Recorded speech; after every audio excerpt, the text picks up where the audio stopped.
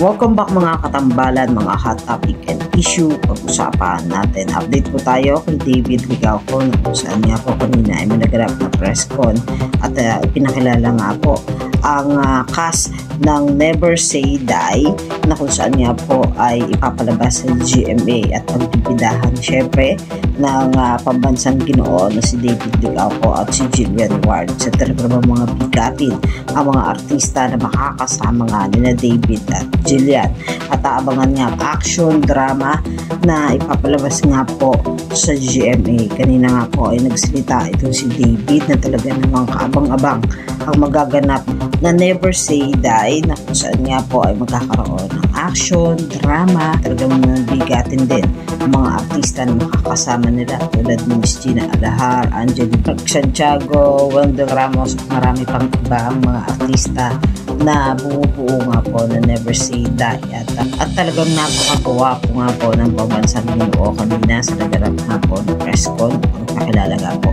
ang buong cast Never Say Die na talagang aabangan si GMA. Yan po yung mga update natin ngayon kay David. Kayo mga katambalan, ano ang masasabi nyo? Comment lang sa comment section at pag-usapan natin.